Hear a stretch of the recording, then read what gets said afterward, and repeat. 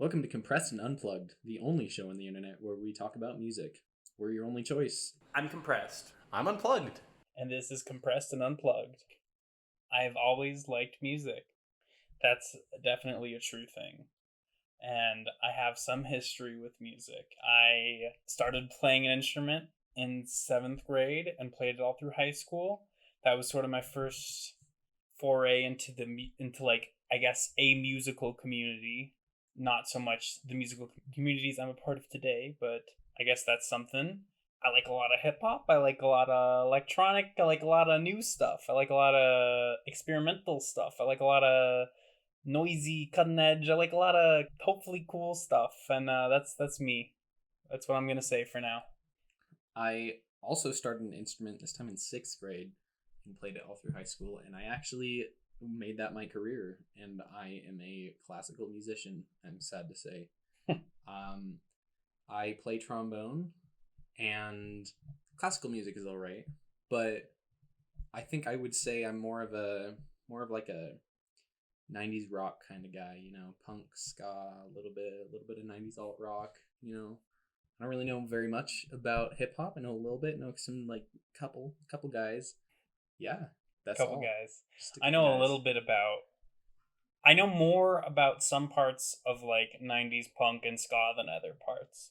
Like I know some stuff, like I know Nirvana, I know Smashing Pumpkins, I know I guess I shouldn't say obviously, but for us obviously ska, because we had a little bit of history with ska. Just a little bit. Just a little bit of a history with ska. Let's talk a little bit about what's Compressed and Unplugged all about. What's the idea here? All right. Well, this is kind of an idea born out of I don't really know what is going on with music these days. I'm a little bit of a boomer in that way. A little bit of a boomer. And I just kind of know I want to know what's hip with the kids today, And I feel like my young compatriot here doesn't have a very thorough grounding. Yeah, he's older than I am. It doesn't have a very thorough grounding in the classics. Classic rock. I would say I do have a very thorough grounding, and I just don't listen to it anymore. I listen to different stuff when I did listen to classic rock than you do now. Although some of it's the same, hence the like Nirvana and Smashing Pumpkins, and I don't know, do you like Foo Fighters? They're pretty good. Okay, I listened to a lot of Foo Fighters growing up. Do you like The Clash? Hell yeah. Yeah, The Clash. Great. Anyway. I would also like to clarify, by classic rock, by no stretch of the imagination, am I talking about glam rock. Hell yeah. Or hair metal. Basically anything that was popular in the 80s, including New Wave, which Fuck I'm sure you. we'll get into. We'll get into that at some point. I'll do like a New Order album or something. I guess, yeah, I'm the young guy. That's I'm me. the old guy. He's the old guy. Except he's older than I am. Except I'm older than he is. And we're also not old either. Also, neither of us are old. Yeah. Anyways. Yeah, moving on. Let's hop into this first episode here we got going. This album that I want to talk about is Joy Departed by Sorority Noise. Now, okay. Sorority Noise is a East Coast band. They're out of Hartford, Connecticut. And they're an interesting little blend of all kinds of rock here. I guess if I had to classify them, I'd call them a hard emo or an emo punk band. They're kind of like a meeting between like a punky pop, 90s alt rock, and like screamo music. They're like, if I had to talk about something that denotes them as a band, it would be how instrumental heavy they are. Both heavy in terms of like, hard and like lots of distortion and really loud, but also very intricate. There's a lot of interweaving stuff going on here. Sorority Noise was formed from members of Old Grey and Prawn in 2013. Those are both still bands that are still going, and they're all right. Not quite as good as Sorority Noise, I'd say, but I'll give them a thumbs up. Old Grey is a screamo band out of Connecticut, and Prawn is more of an indie rock band, kind of like 90s alt rock out of New Jersey. And in the discography of Sorority Noise, you can hear influences from both of them. It's honestly kind of interesting. It's like a parent-child relationship, like when you look at a child and you look at their parents, you can see the similarities. Yeah. It's like almost exactly like that. It's a little weird. So the one that we're talking about today is Joy Departed. Yes. This is their sophomore album, and it's very much a downer. Major themes of the album include social ostracization, addiction, depression, and isolation. Quick question. When did this album come out? 2015. 2015. Okay. Yeah. This is a new group, new Wow. stuff. Fuck, you listen to music from the past decade? That's crazy. Isn't that wild? I didn't think I did. Oh, I didn't think you did either.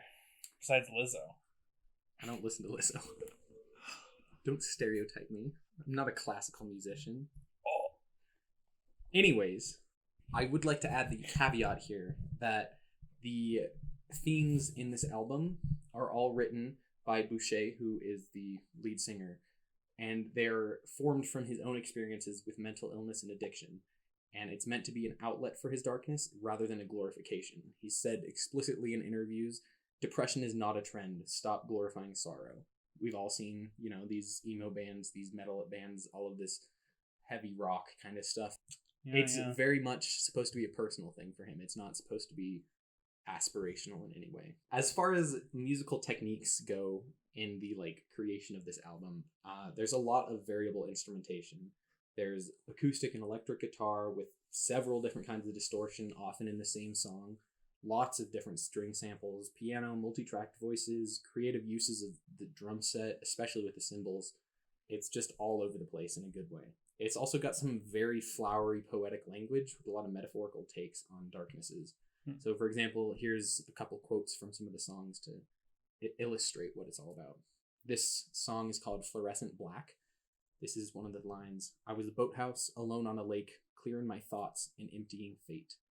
And from Knowlesy, who are we to be really feeling anything? It's always been my dream to be empty. And from Mononoke, what does it mean to be happy? It's a good question. It's a great question. Does this album answer it? No. Not in the slightest. It's very depressing. That said, there's a lot of emotional range in this album. There's a lot of lows, a lot of highs, a lot of sads, a lot of happies. The lyrics are basically the same throughout the whole album. It's got a very dark, here's what Boucher is dealing with right now. Here's all of these problems that he has. But the instrumentals change in every conceivable way. There's upbeat acoustic guitar. There's metal distorted guitar. I guess there's a lot of guitar. Tonally very different. There's also a couple of interesting notes I want to bring out here. There's very little as far as vocal harmony goes, which makes the entrance of harmonization a really, really impactful moment in the songs. All of the backup singing is done by Boucher on a multi-tracked voice sort of system, but he uses it very sparingly, and it really hits hard when he uses it. You can also tell that their drummer is very experienced. There's punk beats, rock beats, metal beats, and even completely new kind of grooves that don't really fit any sort of rock subgenre. There's whatever you could ask for, basically. I also want to shout out the guitarist. He is very good, and some of his solos are, I know I said I wouldn't talk about this, but here it is. Some of his solos are almost like 80s glam rock, kind of soaring runs going over this kind of depressing, dark mess of a drum part and a bass part. And what I really appreciate is there's a lot of little bits that are ad-libbed thrown in, kind of almost as a background vocal. So the guitar is used in a very interesting way. I also want to put a spotlight on one of these songs here, specifically Your Soft Blood. Another, same story, very dark. I guess it's best summarized in the first line, how do you become more to your friends than a conversation piece? And it kind of starts out with this atmospheric synth, which is floating over an arpeggiating guitar, while Boucher's stereo voice comes in slightly out of sync with itself, giving it a little off-kilter sort of feel. The lyrics are just absolutely black. And it's about the feeling of being alone in the crowd, being used and being replaceable.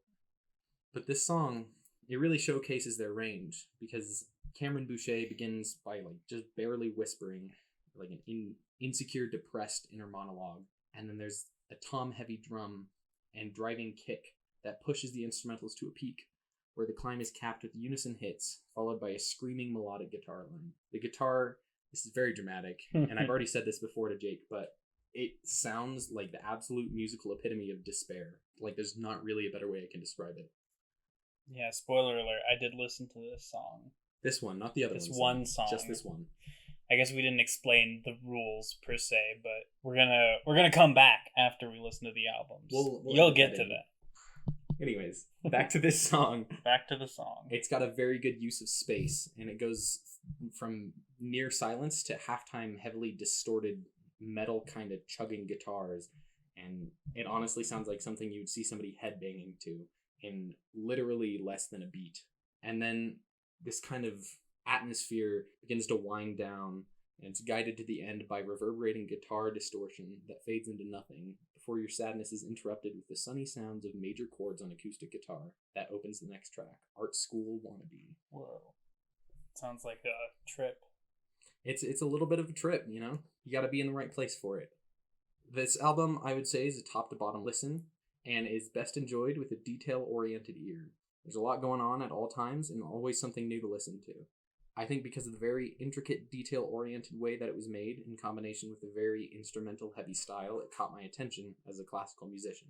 It's definitely an album that works best if you sit down and listen to it from the beginning to the end, but you could still enjoy it with a casual listen, and even some songs work as singles. If you had to pick some songs to listen to as a single, I would say you should probably choose Using and Knowlesy. Personally, I'd give this album a solid 9.5 out of 10. Sounds pretty good. Yeah. I'm excited to give it a listen. That's for sure. Well, we'll come back and hear what you have to say in a little Yes, we will. Now listening to Joy Departed by Sorority Noise. Initial reactions. I enjoyed it quite a bit. I don't listen to a lot of rock music very often, but I do really like this like distortion, just like the big long instrumental breaks. I'm a big fan of that. The lyrics were good, but they were very sparse. You know, you got these like kind of long drawn out song structures where it's like four lines and then like a 30-second like swell of like distorted guitar and like heavy hitting drums and everything. I don't know. So I just like that a lot. I like that they gave the instrumental some room to breathe on its own, because they had some really nice sounds and textures going on for sure. I think that's definitely their strong point as a band, and especially on this album. Like I was saying, like, it's a little disappointing all in all when they go from this kind of like grand symphonic, very detail oriented kind of sound to something that's just like a pretty good rock band. Like New Joy Departed? New Sorority New Noise. Sorority Noise. Yeah. The album's Joy Departed. I don't personally think it worked as well, and I don't know if they feel that it worked as well as what they were doing here. So I think their next album is going to be something different from either of these two, and I'm interested to see what that is. I'm sorry, was there one between Joy Departed and the new one? No. Okay, so there was a bit of a pause there. There's a little bit of a pause, yeah. You get the sense that Cameron Boucher and the band in general is very meticulous about how they handle things. So I think it was a deliberate choice to go from this kind of grand symphonic thing, again, down to a more minimalist rock band kind of thing. I think I really liked Art School Wannabe. I liked the lyrical content, that it was kind of not really even poking fun, but just like acknowledging the kind of amplified depressiveness of the music that we'd been hearing up till that point and will continue to hear for most of the rest of the album. Mm-hmm. So I thought just like kind of taking a step further back to look at your own music that's like already super inward looking was just kind of an interesting concept for a song. I also really instrumentally really liked Fuchsia. I thought that the sort of pads they had going on in the beginning, very blissful and serene, and then the guitar with its delicate touches and soft plinky piano strings, the spare drums, all of it just came together to create this enchanting melancholic atmosphere. Those are probably my two favorites, and Your Soft Blood, because I like that one already. So I guess this little section here, Your Soft Blood to Fuchsia, ended up really catching my eye. It's definitely the best part of the album are that chunk of songs. I would throw Knowlesy in there as well. It's a good song too. It's a good run of songs. Overall, just a solid album. Yeah. Not any songs that right now I would need to probably listen a few more times for them to like really like start to stand out and be like, because there is like there is very much a sound and theme to like many of the songs on this album. That being said, there were plenty of differences. Just I probably can't articulate them very clearly since I've only heard it one time. But yeah, and like I was saying a little bit off air while we were listening to it, I personally am not a big fan of Fuchsia. It's not exactly what I go to this kind of music for, so it's not what I was expecting or not what I was looking for. But I think even though I'm not a big fan of the song, the album would be less if it wasn't included. It provides a useful contrast, I think. Mm. Overall, yeah, Joy Departed by Sorority Noise. Overall, Joy Departed. I really liked this album. I want to keep listening to it for sure. But I'm feeling at least a solid 8 out of 10 because at least for me, when I hear an album for one time and like there's not a single song that is like just like immediately sticks out as bad to me, I'm like, okay, we got at least a 6 or a 7 here. Yeah. But then you have a few songs that are like above average as well that you really stick out to you. That's like when I start to move into 8 territory in this context, at least. Yeah. So to me, it feels like an 8 out of 10. Like an 8 out of 10. I can live with that. Certainly not my favorite genre of music. So just like, I think by effect of that, I'm not going to enjoy it. Like, I'm not going to love it. Like maybe if I don't know. Do you think you're going to add any of these songs to any of your playlists? I think, well, I have a general thing that I do every month where I add new songs or like songs that like I hear and then end up meaning something to me in this particular month to a monthly playlist.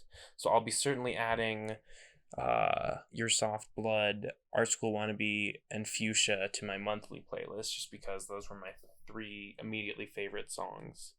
I got some lovey-dovey bullshit playlists. I'll probably add Fuchsia to one of those. Art School Wannabe. If I ever make a sad playlist, I don't think I have like a super sad playlist. If I ever make a sad playlist, I will probably throw a few of these songs in there and some of those. Pretty sad. But I don't think I've done that at least in a long time. So yeah, that's good. I think. Yeah, I'll throw Art School Wannabe. I'll probably throw on like I haven't made a summer playlist. I'll probably throw Art School Wannabe on there because that one's kind of a little more upbeat and a little bop and kind of a fun song. So yeah.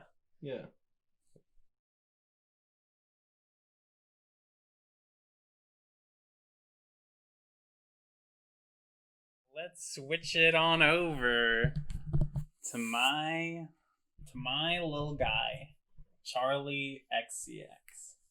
Now, for my album, I chose a very contemporary album in the sense that it came out, today's May 18th, so I believe it came out 13 days ago. Today is May 28th, so it came out 13 days ago on May 15th, 2020. Now, let me give you a little background on Charli. What's her nickname? Fuck. Chuck. Let me give you a little background on Chuck, as I like to call her. Charli XCX. Let me look up her real name real quick. We're still learning. Charlotte Emma Atchison. Charlotte Emma XCX. XCX, yes. Is a pop artist from the UK.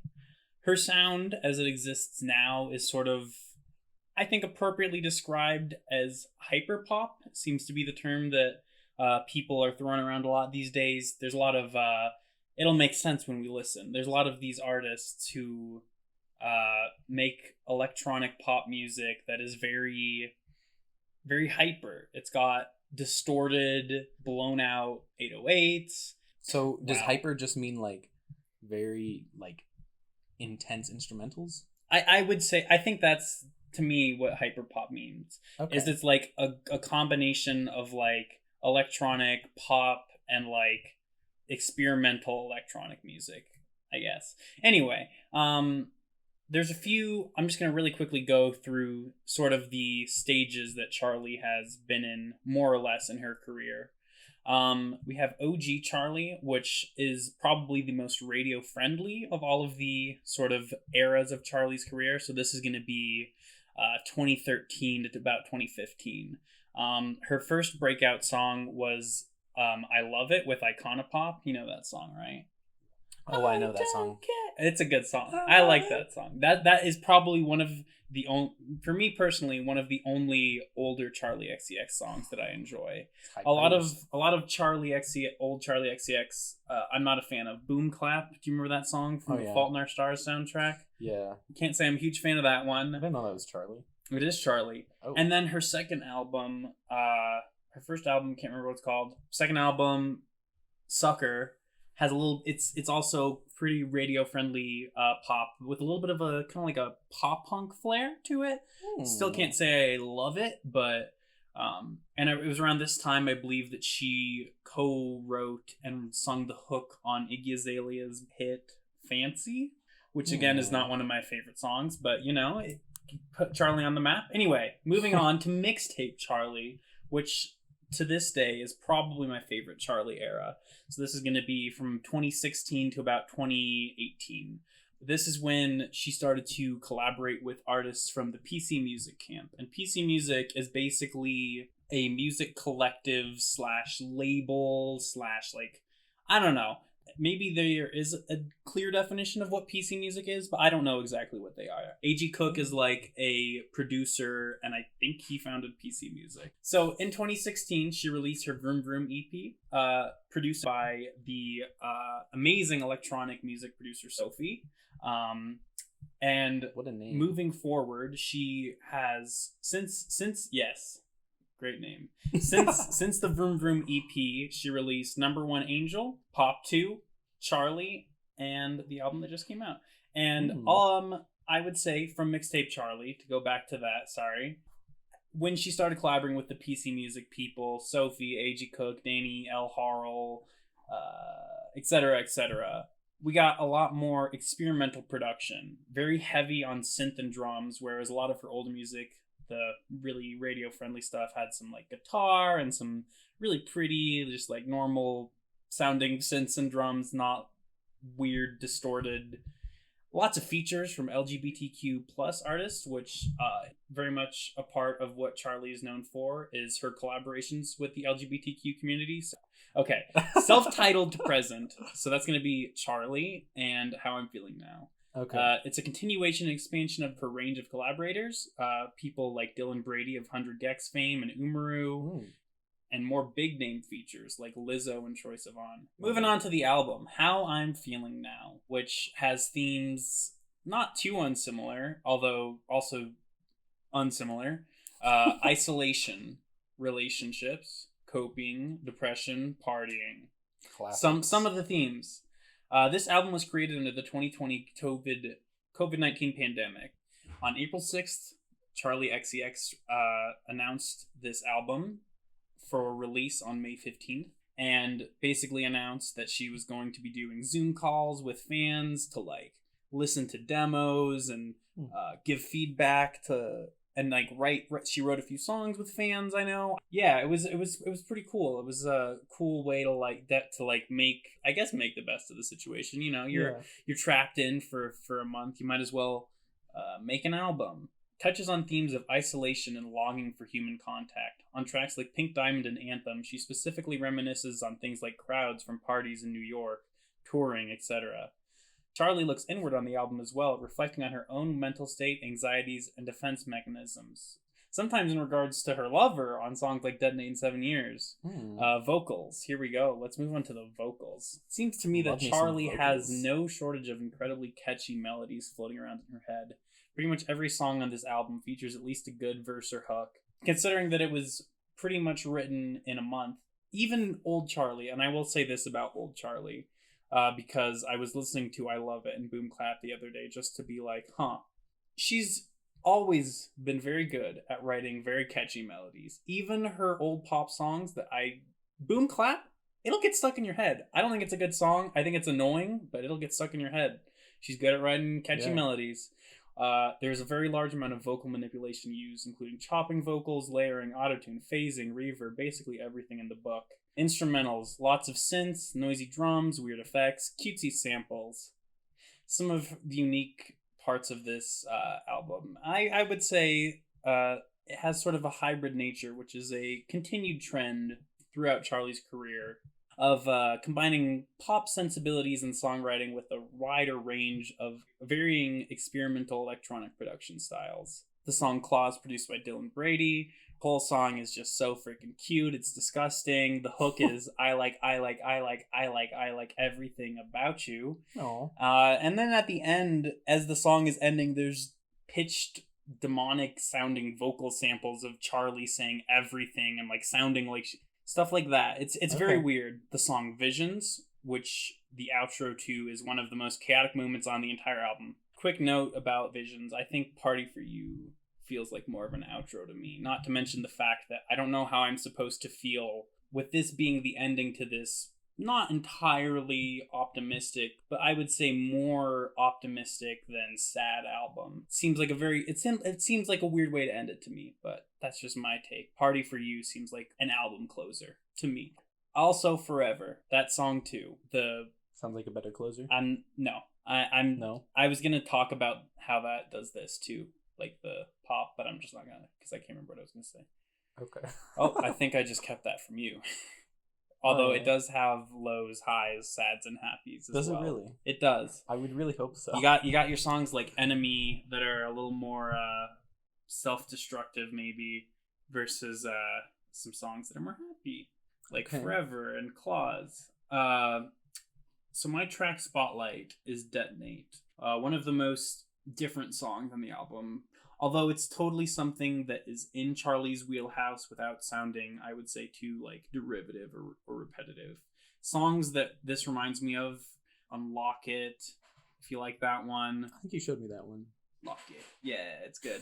Unlock It. It reminds me of Unlock It and Out of My Head a little bit. Just a little bit.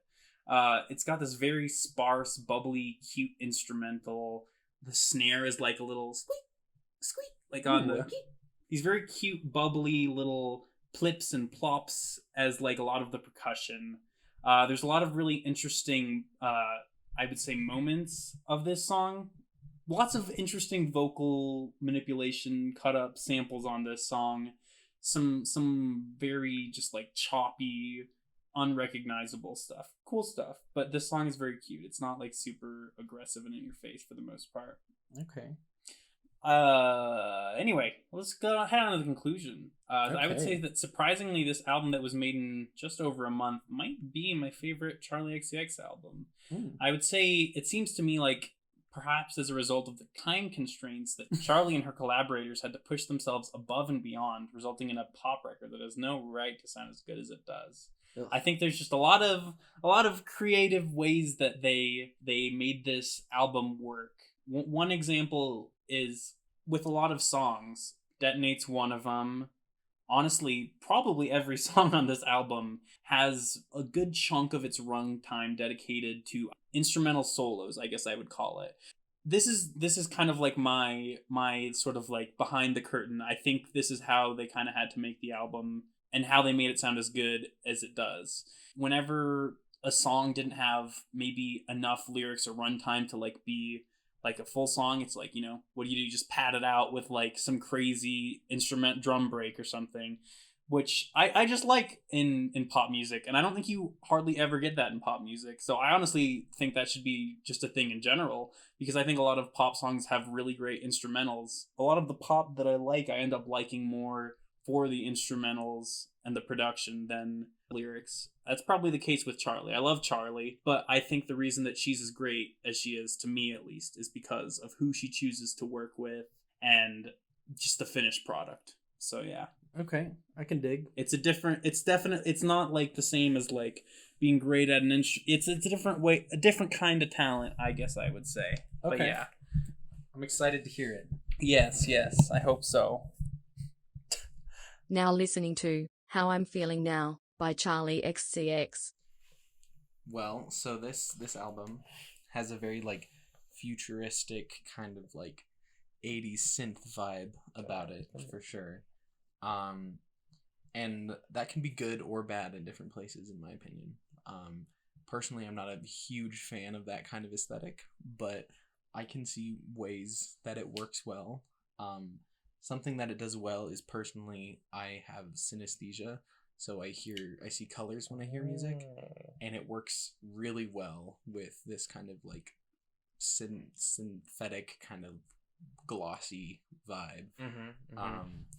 And something else that I wanted to like draw, a comparison I wanted to draw here is there's a movement in modern classical music called minimalism, where it takes like the symphony orchestra and all these old forms and genres and ensembles, and it condenses them down into like as little pieces, as little moving parts as you need to get the point across, basically.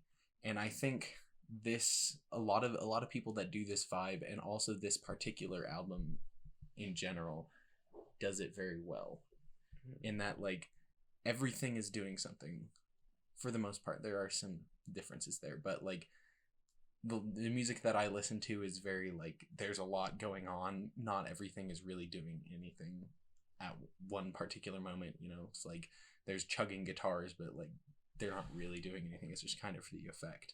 But everything was very meticulous, and like, oh, there's this kind of sound design on this sample that's going on right here, which then fades into this sort of thing, and it's very meticulous. Yeah, that's what I kind of mean by sound design. It's like the sounds are crafted to like fit the exact vibe of the song, and that's the thing I like so much about electronic music, is how meticulous you can get with like crafting the exact sound that you want. Yeah. To like fill a certain moment. It's like, what drums do you select, and then once you have them, what do you do with them? You know.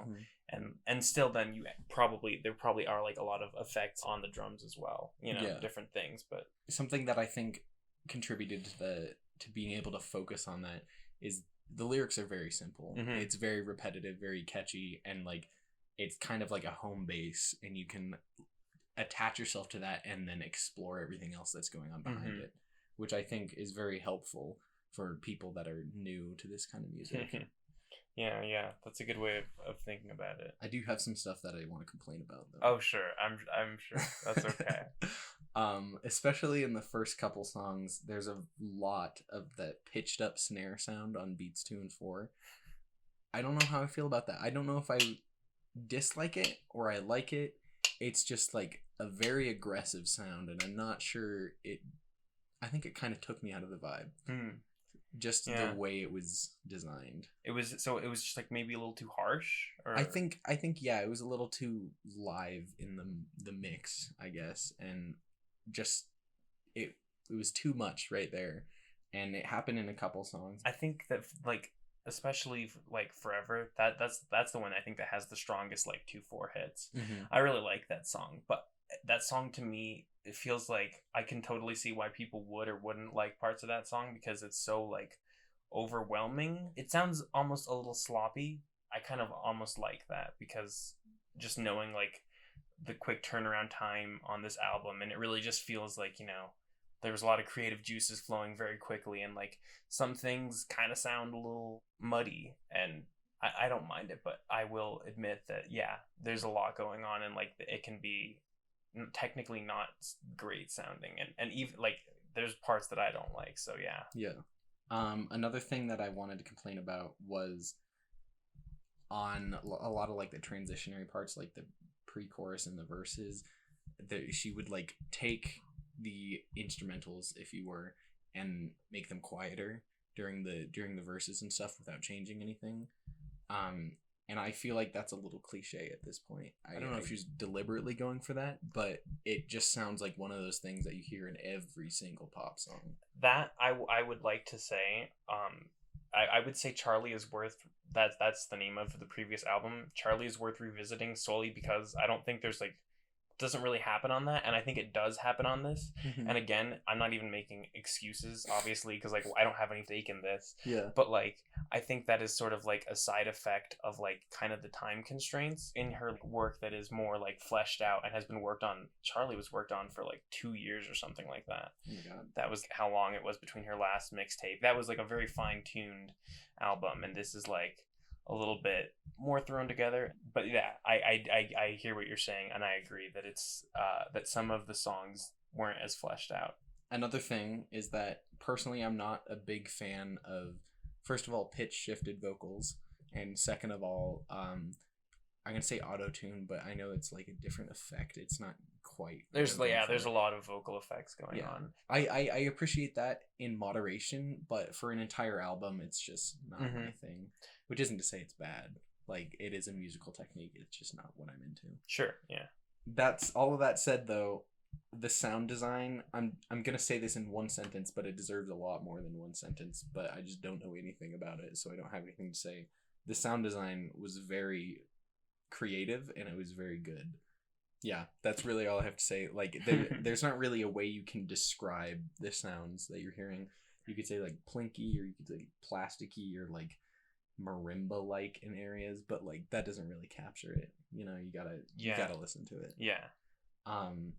And I think that's really what makes this album shine, is the sound production, like you're talking about. Oh, I forgot to mention this. This is something I was very upset by. Very upset. Oh, fuck. She used a lot of like very, not trap, but like the trappy little hi-hats things. I hate those in pop songs. It took me out of the vibe completely. Yeah.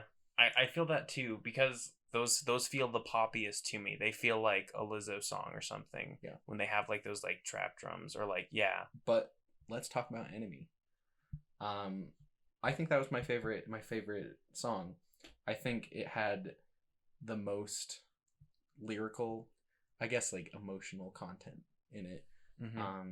I really liked the like sample that she added from like apparently it was from one of her therapist meetings.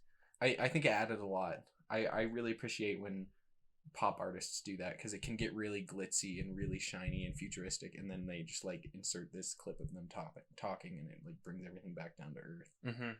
And like the beginning of it just sounds like the score from an 80s horror movie, which I don't like those movies, but I liked it in this scenario.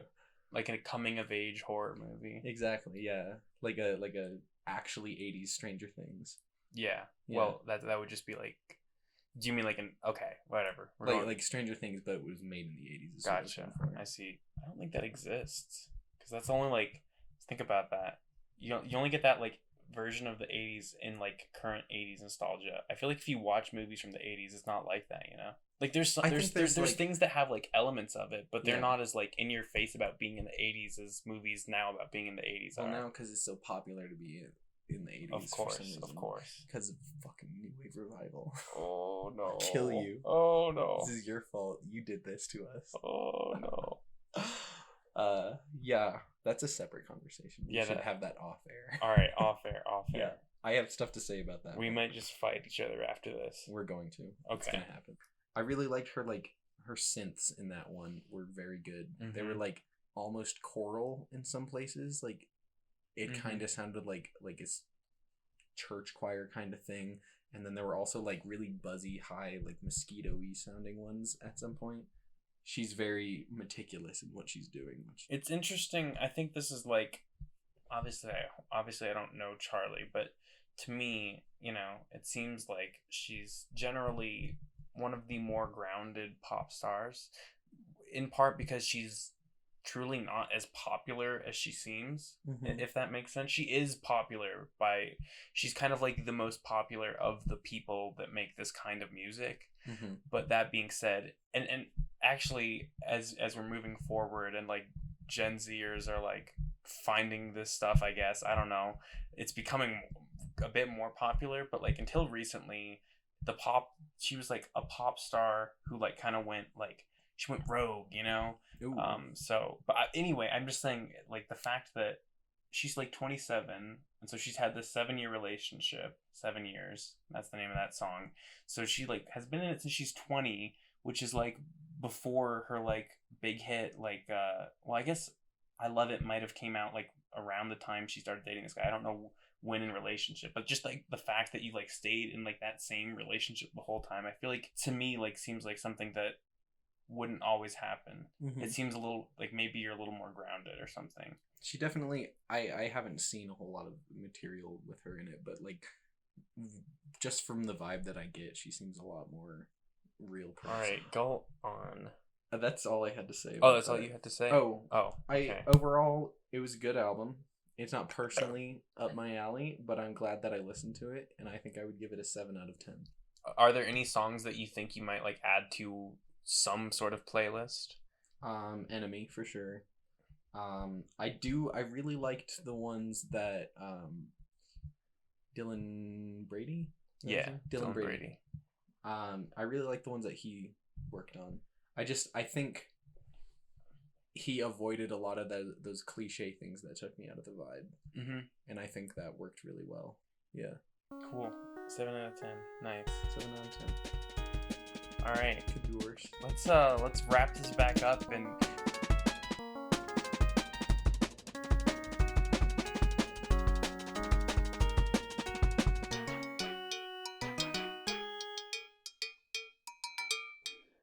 How did you feel about our review? Are we wrong? Are we right? Dislike this video and type an angry comment below. If you have any suggestions, let us know. I'm Compressed. And I'm Unplugged. And those are our thoughts on music and hugs. Tune in next time for Catch 22's Keysby Nights. And Against All Logics 2017 to 2019. Thanks for listening. Fuck you, Jake.